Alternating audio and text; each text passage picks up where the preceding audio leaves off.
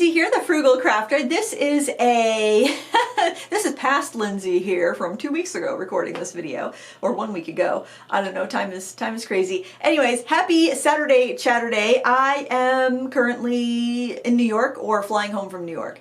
So I wanted to film this Sat Chat before I left so that you would have something to drink your coffee to in the morning and you'd have a place to visit with your other crafty friends.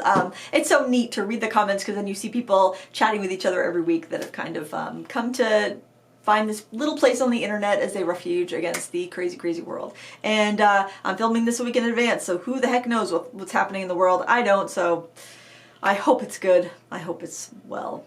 But anyway, I had this idea for a topic and I thought, oh, this would be a good idea to post for Sat Chat because I knew that I would be traveling and not have a chance to record another one.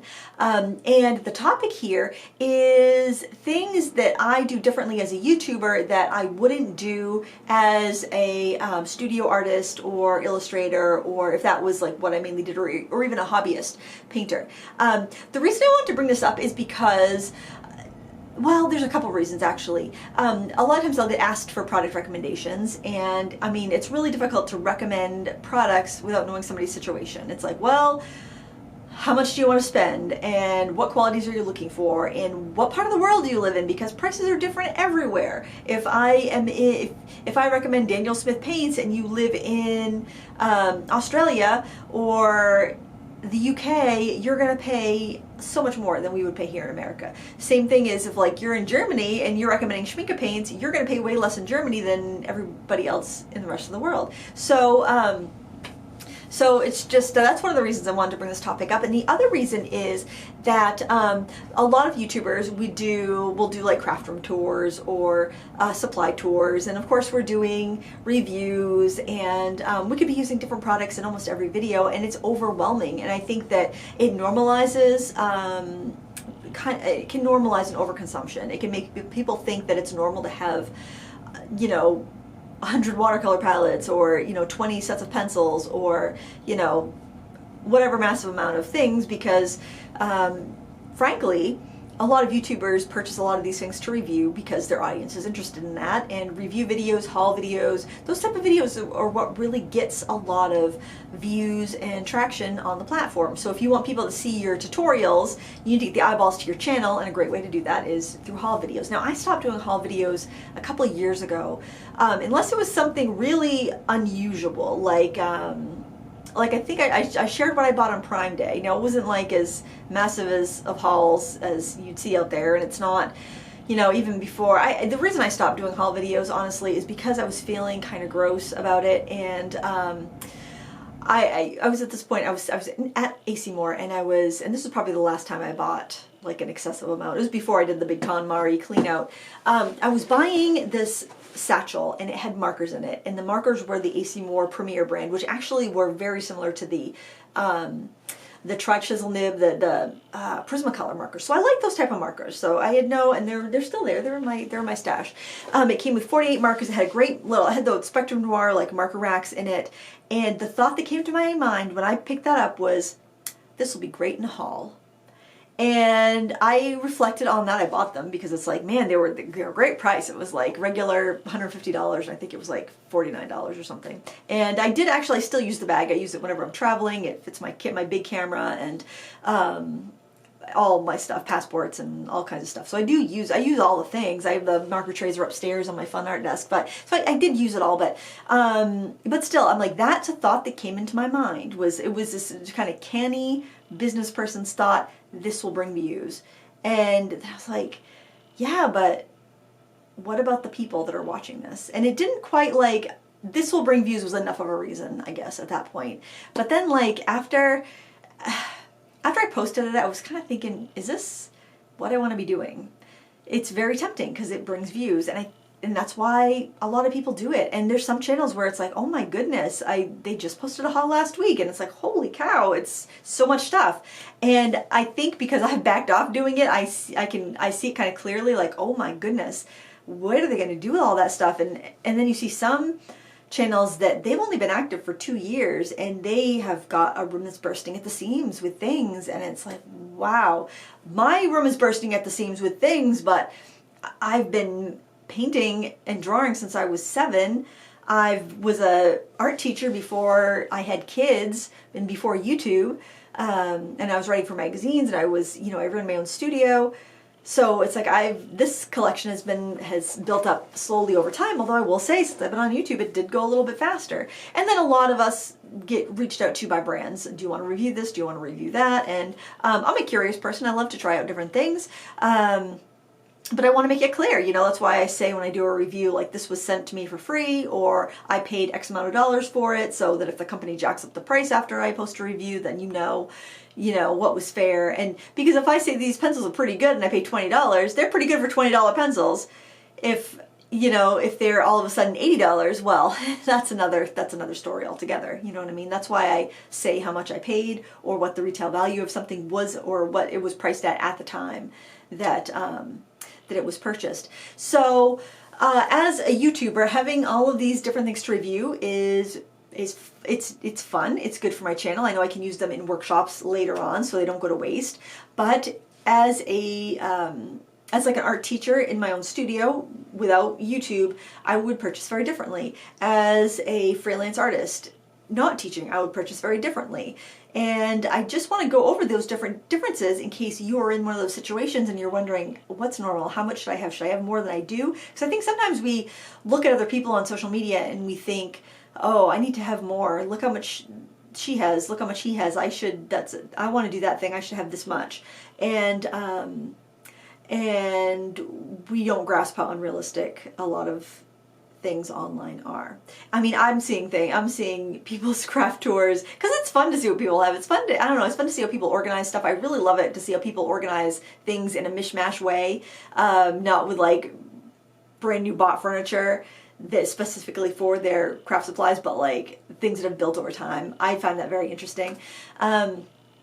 But if I, like, as a teacher, generally when I was teaching my classes, I would have my personal supplies, and I would buy, well, for instance, I would buy Da Vinci paint generally, because they'd have the watercolors, so they'd have these big tubes, and if one of my students ran low, I could top off their palette, or if they didn't have a color, I could give them some, and it wasn't very expensive, because my adult students and my drawing students that are children and my watercolor students that were children own their own supplies. I would give them a supply list. They could pick from whatever brand they want. I would give them some recommendations, but I had my personal supplies with some extra that I could top off my students if they needed to, and they brought their own supplies. So I did not have a huge amount of supplies for teaching those particular classes. Also, because if I was teaching watercolor or drawing or oil painting, I would want them to be able to paint and draw in between. My drawing students, I required them to draw every day, 30 minutes a day, and bring in their work so I could see how much they were progressing.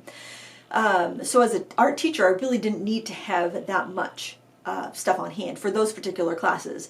Then I had other classes. I had a children's mixed media class, and for that class, the children didn't bring anything. I supplied all those materials. So that's when I would go and I would buy things in bulk. I would buy like canvases in bulk. I would look for things, like if I was at a thrift store, if there was a massive amount of like, say, dice or game pieces or something like that we could use in assemblage, I would pick it up. If I saw a good deal on like tempera paint, I would pick it up. I would constantly be looking at products and building my classes around the products that I could find, so that I could bring the most variety to the students at the lowest cost.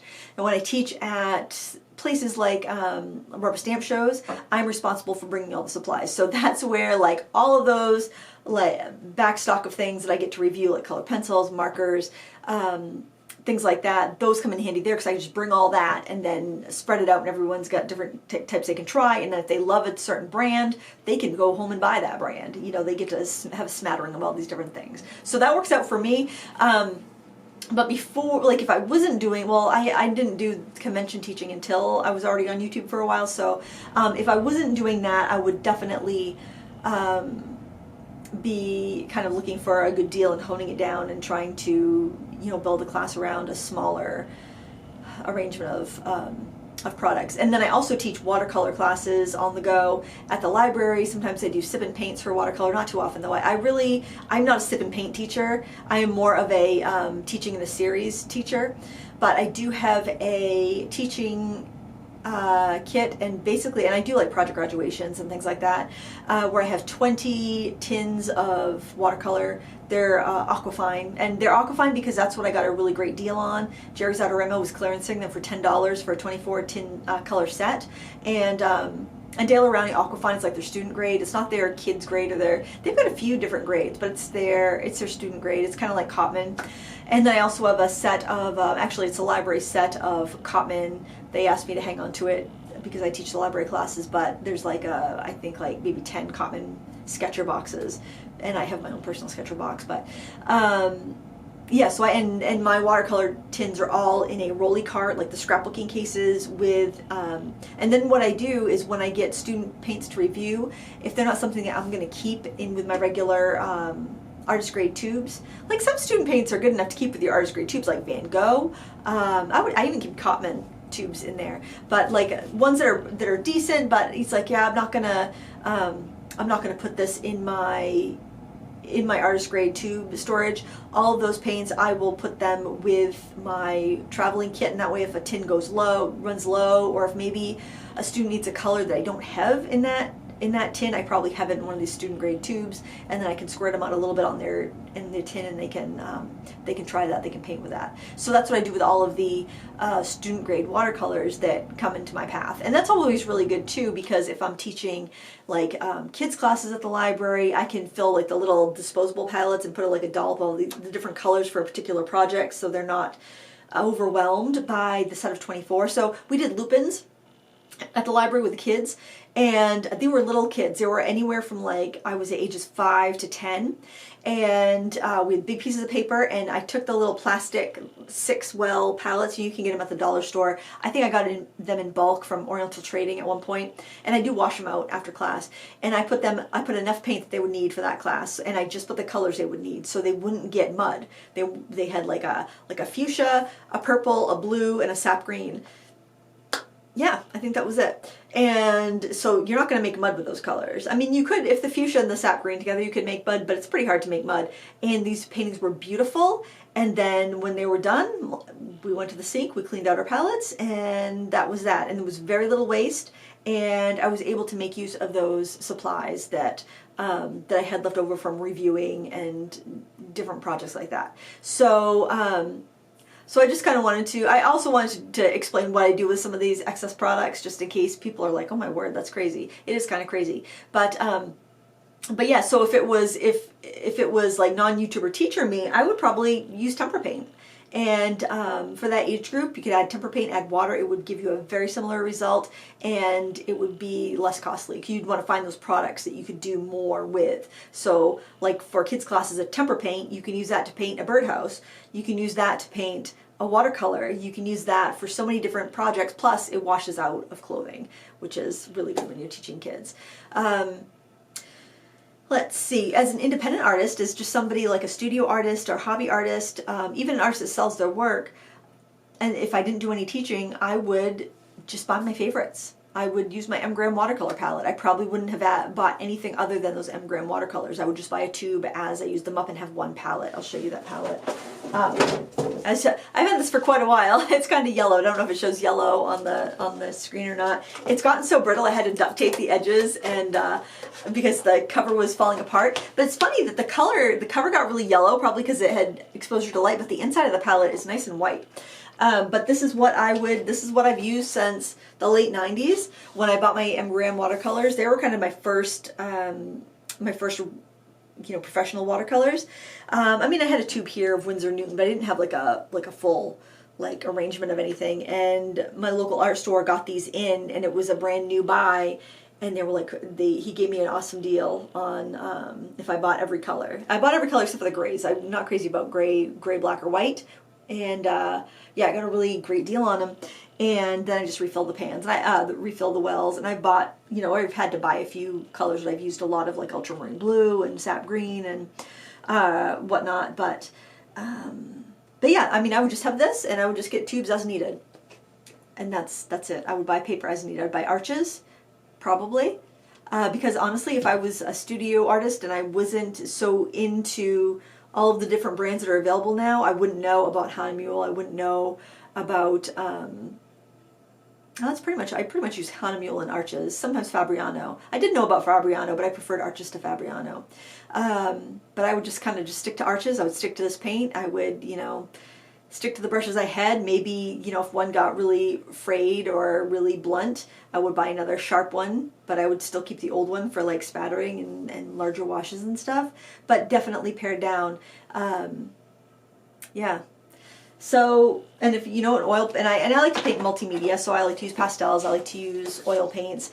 I would, and actually I like the Winton oil paints, and that's what I knew, because that's what every store had. So I'd probably still be choosing between Winton and Winsor Nudist Windsor. Well, I almost said Windsor and Nudist.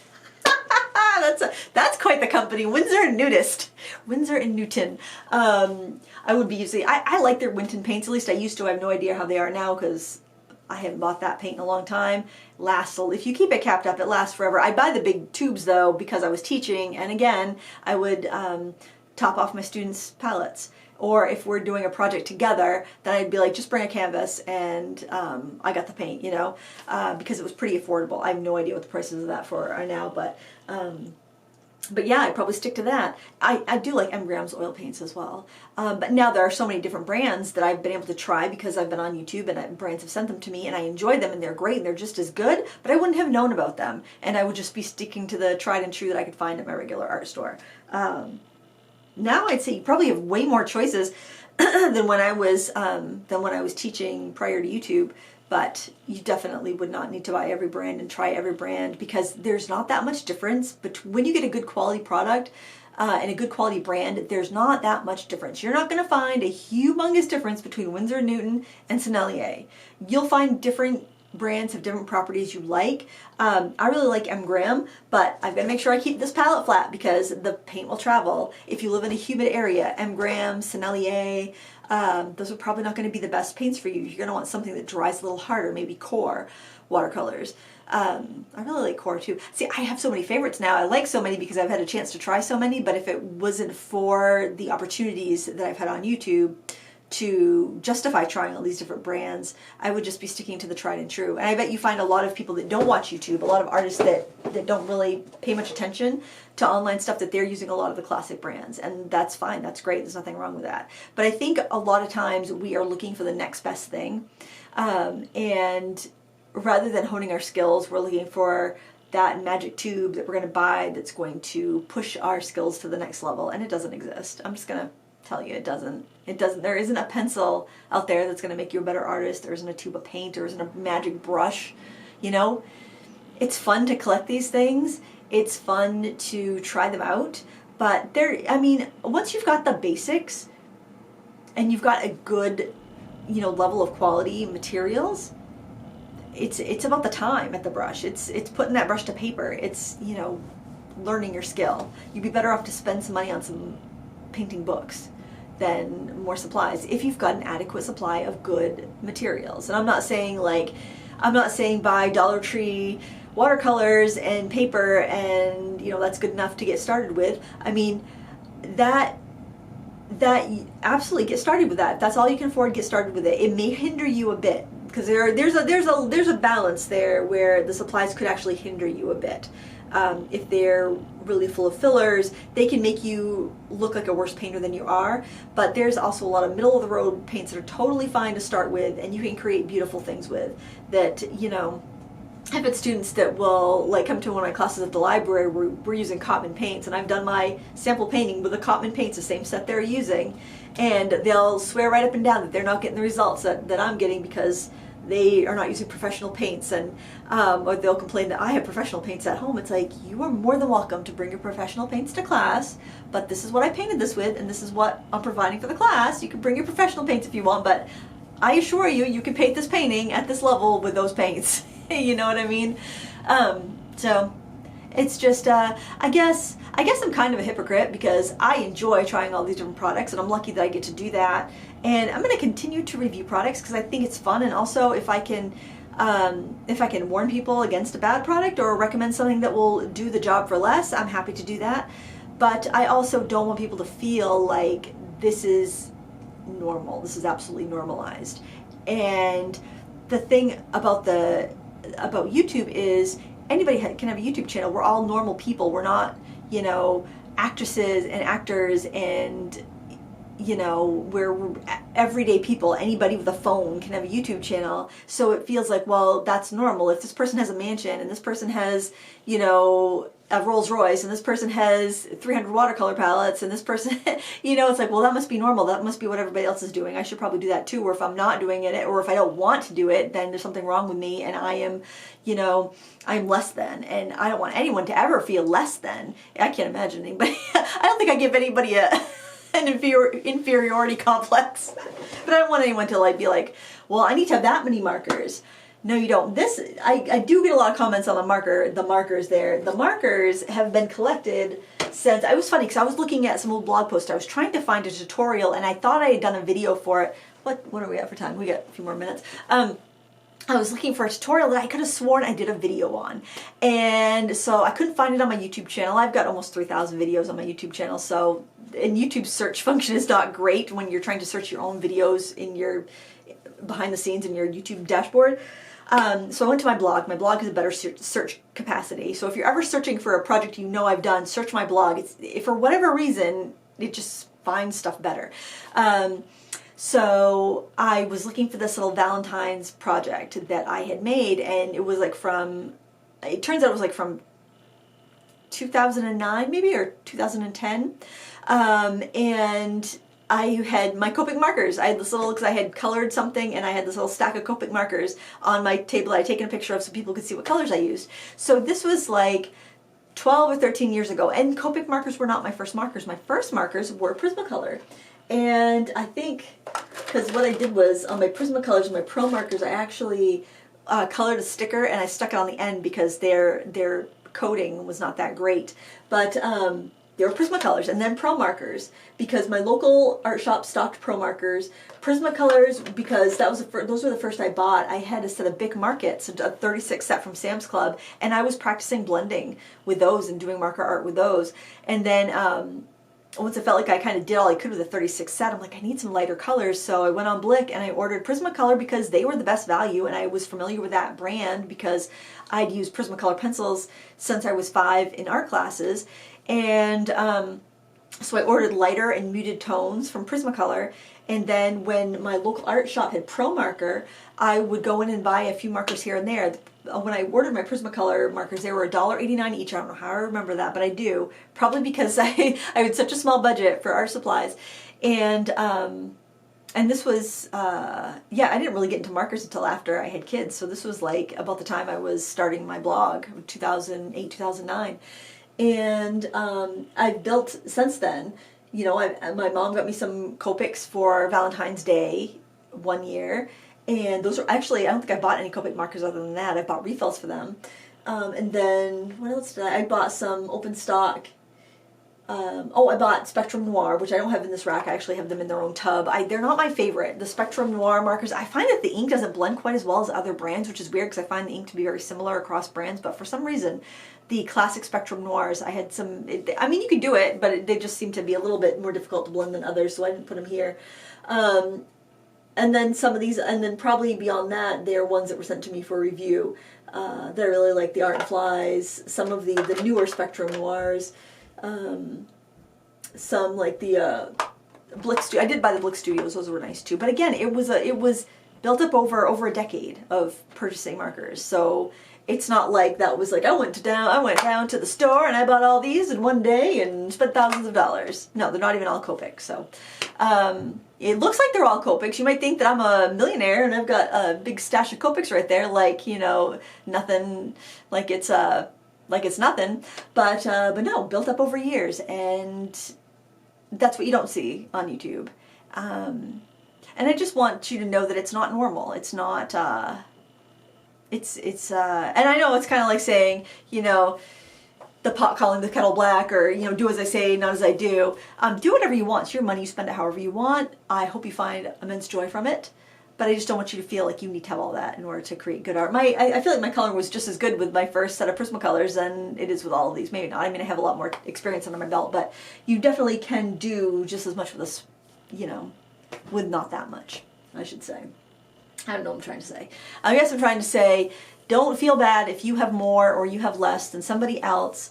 Just do your thing and let everybody else do their thing, and don't feel bad about it. And you know, get what you need to fulfill your needs. Get what's the right amount for you. It's not going to be the same as the right amount for somebody else. And you know, you don't know what somebody else's story is. You don't know if all those products that they have in their room were sent to them for free, or if they spent money on them, or whatever. It's, you know, you don't know. It's none of your business really. But they do post. But everyone posts this stuff online, so we all wonder about it, don't we? I just want to let you know that you don't need this much stuff. And that's my topic. That's my sat chat. You can let me know what you think in the comments below. I will be responding to them shortly because, well, I might need a nap. It's gonna have been a crazy week. Of course, this is past Lindsay talking to you here from over a week ago, but I hope you enjoyed this video. I hope it didn't sound like gibberish. I'm kind of thinking like, man, that kind of sounds like gibberish, doesn't it? Or sounds hypocritical. Maybe it does. I guess it could be because, you know, I definitely have a ton of stuff, but I have a ton of stuff and it's not normal. Don't feel like it's normal or like you have to as well. Save yourself. It's too late for me. Save yourself, friends. Just save yourself. I hope you found this enjoyable. I hope you have a wonderful weekend. And until next time, happy crafting. Bye.